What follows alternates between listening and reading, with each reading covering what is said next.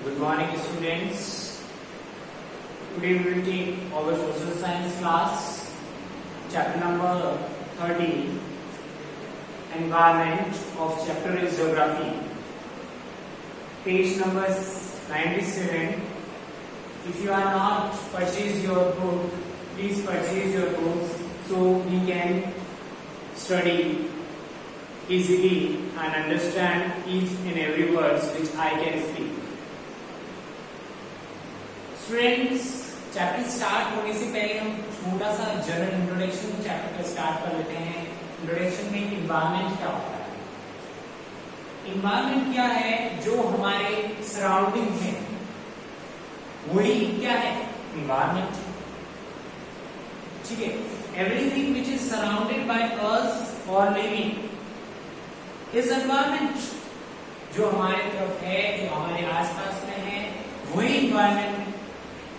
The word environment means surrounding or conditions in which a person, animals, plant, living or operate.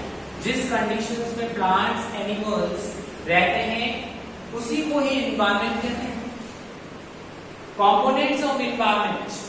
There, the environment is a whole unit, but it can be divided into two parts. Environments को two parts के अंदर describe किया गया है. First is natural environment and second is human environment. Natural environment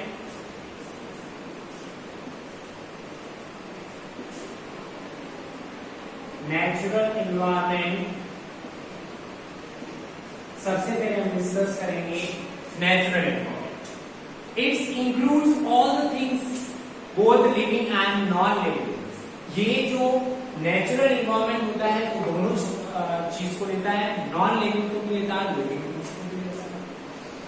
और biotics और biotics भी इसके अंदर इंक्लूड होते हैं. तो biotic compounds include all the biological और living such as plant, animals, insects. जो इसके अंदर लिविंग थिंग्स आते हैं. बायोटिक्स क्या होते हैं? कंपोनेंट्स, वो जो मतलब की कंपोनेंट्स होते हैं जो लिविंग करते हैं. उसके अंदर प्लांट्स है, एनिमल्स है और इंसेक्ट्स हैं.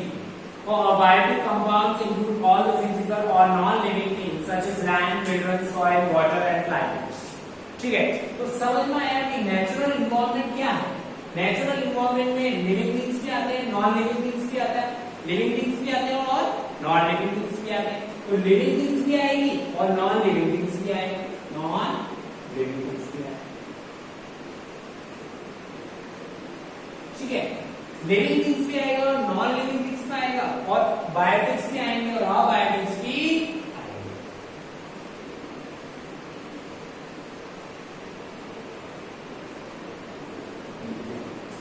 ठीक है, उसके बाद में अबायोटिक्स आए. बायोटिक्स ये आएगा जिसके अंदर प्लांट्स आएंगे, एनिमल्स आएंगे, इंसेक्ट्स आएंगे और इसमें अबायोटिक्स के अंदर जो भी आएंगे वो ओनली और नॉन लिविंग थिंग्स आएंगे. जैसे लैंड आ गया, मिनरल्स आ गए, सॉइल्स आ गया, क्लाइमेट आ गए, ये सारे इसके अंदर आएंगे. वाटर है. तो इन्वायरमेंट जो हमारे सराउंडिंग है, all over surrounding by us is environment. Environment is two, इसके टू कंपोनेंट्स हैं, नेचुरल और ह्यूमन इन्वायरमेंट. तो नेचुरल हमने सबसे पहले डिस्कस किया, उसके अंदर नॉन लिविंग थिंग्स आते हैं और लिविंग थिंग्स आते हैं. बायोटिक्स क्या आता है? अबायोटिक्स भी आता है. लिविंग के साथ में बायोटिक्स, नॉन लिविंग थिंग्स में अबायोटिक्स. उसके बाद में प्लांट्स, एनिमल्स और इंसेक्ट्स आ गए और यहाँ पर लैंड, मिनरल्स और सॉइल और वाटर. उसके बाद में human environment includes construct and surrounding of built of areas like buildings, roads, machines and social and cultural practice like family and school. Human environment के अंदर जो भी ह्यूमन का वर्क होता है, जो उसका वर्क है, बिल्डिंग बनाना, कंस्ट्रक्शन करना, रोड्स बनाना, मशीन्स बनाना, वो सारे किसके काम है? ह्यूमन के काम है. फैमिली भी, तो ये ह्यूमन फैमिलीज के अंदर खाना बनाना, काम करना घर का, ये सारा किसमें? ह्यूमन इन्वायरमेंट में. स्कूल के अंदर टीचर्स वगैरह पढ़ाते हैं, स्टडी करवाते हैं, वो भी क्या है? Human environment. तो ह्यूमन का मतलब कि सारा जो ह्यूमन का वर्क होता है वो ह्यूमन इन्वायरमेंट में आता है. Human environment, human environment. समझ में आया? जो भी वर्ब होता है हमारा वही होता है। उसके बाद में which day is celebrating a World Environment Day? 5 June we will celebrating World Environment Day. Natural environment, land, water, air, plants and animals are the elements of the natural environment.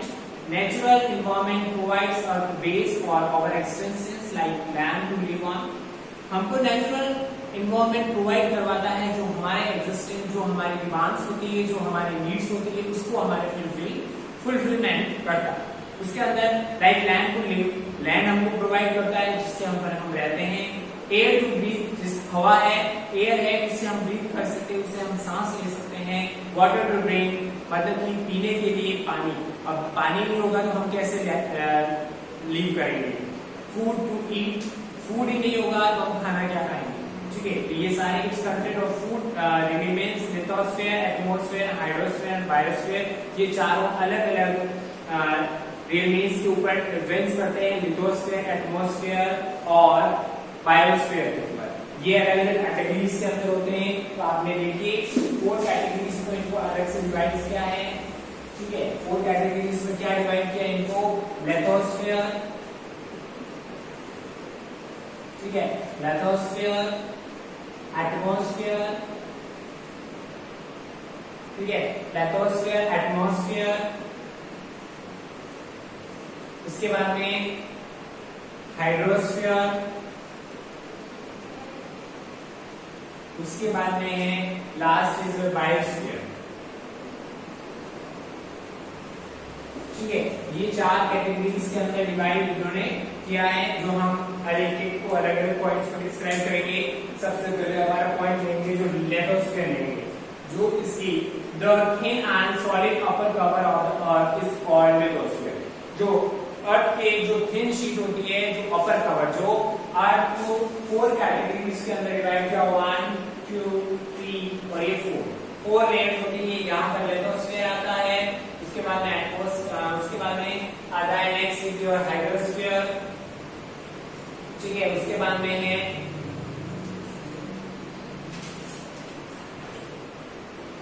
Atmosphere and biosphere, ठीक है। ये upper most जो layer होती है वो किसकी होती है, लिथोस्फीयर की। थिन मोटी and solid upper cover of the earth is called lithosphere, ठीक है। It is made up of rocks and minerals and covered with thin layer of soil. मतलब कि ये इसके साथ में जो इस फर्स्ट ऊपर वाली लेयर होती है उसके अंदर पत्थर होते हैं और इसके साथ में सॉइल होती है। तो average thickness of the lithosphere is 100 kilometre. इसकी जो थिकनेस होती है वो 100 किलोमीटर होती है। The lithosphere compressed with both continent 29% and ocean bags 71. Lithosphere has 2 layers, sill and sima. 2 layers होती है इसकी, सिल और सीमा नाम से होती है। 2 लेयर्स होती है उसकी, ठीक है। लेयर्स के नाम याद रखने हैं आपको, ठीक है। Sial are rock of continent and rich in silica and aluminium. वो कॉन्टिनेंट से बनी होती है, इस एल्युमिनियम किससे, सिलिका और aluminium. So it is called sial and taking side और silica and aluminium for air. Silica के लिए ऐसा लिया जाता है, ठीक है, और एल्युमिनियम के लिए AL है, SI और AL दिया जाता है, ठीक है। Sima rocks are ocean based, the rocks have materials rich silica, magnesium, so it is called sima, taking SI from the silica and Mg from the magnesium, ठीक है। Lithosphere is a very important, all the source of life form, ठीक है। It provides forest, grassland, agriculture land.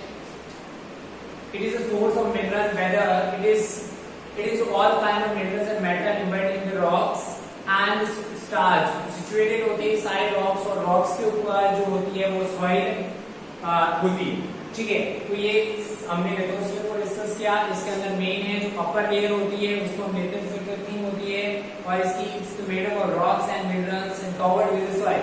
Rocks और minerals से बनी होती है और किससे कवर्ड होती है, सॉइल से कवर्ड होती है। उसके बाद में इसमें सिल एंड सिग्मा से 2 रॉक्स होती है, वो मैग्नीशियम और सिलिका से बनी होती है। सिलिका को इन्होंने SI यूनिट दी होती है और एल्युमिनियम को AL दी होती है, ठीक है। इसके बाद में बेसिक लिथोस्फीयर हमने पढ़ा। नेक्स्ट वीडियो के अंदर हम हाइड्रोस्फीयर पढ़ेंगे। For today thank you student and learn and and read this chapter. If you have any doubt, you can message on WhatsApp groups. Thank you, class.